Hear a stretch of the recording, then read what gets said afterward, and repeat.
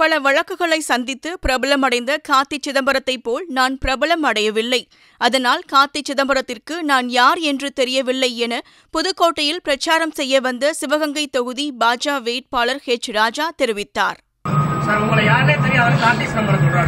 என்ன பண்றது, அவங்க அப்பாவே என்னை விட 1 லட்சம் ஓட்டு குறைவா வாங்கினார் 99. சிவகங்கை நாடாளுமன்ற தேர்தலில் ஃபஸ்ட்டு நான் நிற்கும் பொழுது எனக்கு 2.25 லட்சம் ஓட்டு, அவள் அப்பாவுக்கு 1.25 லட்சம் ஓட்டு. ஸோ அவரை தொகுதியில் இருக்கிறவங்க ரொம்ப பேருக்கு தெரியலை. போன தரம் கூட அப்படி தான், அவரை விட எனக்கு 30,000 ஓட்டு அதிகம். அதனால் தெரியாதுன்னு சொல்லியிருப்பது இதெல்லாம் மக்கள் புரிந்து கொள்வார்கள். மக்களுக்கு யாரை தெரியும் யாரை தெரியாதுன்னு.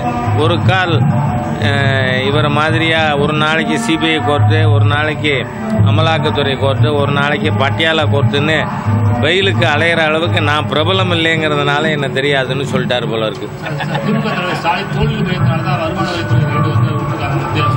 பணம் பிடிபட்டிருக்கா இல்லையா, அதானே கேள்வி. கட்டுக்கட்டாக பிடிபட்டிருக்கு. முதல்ல மக்கள்கிட்ட மன்னிப்பு கேட்கட்டும். நாங்கள் கள்ளப்பணம் சேர்த்து வச்சு தான் தேர்தல் நிற்கிறோம் அப்படின்னு மன்னிப்பு கேட்கணும். என் உயிரினும் மேலான அன்பு உடன்பிறப்புகளே, செய்வீர்களா? நீங்கள் செய்வீர்களா? அத்தனை கட்சி கூவி அழைச்சு இன்னைக்கு கூட்டணி சேர்த்திட்டு இருக்கிறாங்க. யுத்தம் செய்ய மாட்டேன்னு போயிட்டேன்னு சொன்ன உடனே கோவலைன்னு சொல்லுவாங்க.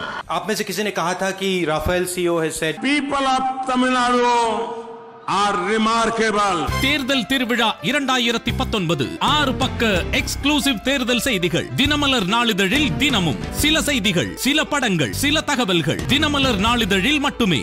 தினமலர், உண்மையின் உரைக்கல்.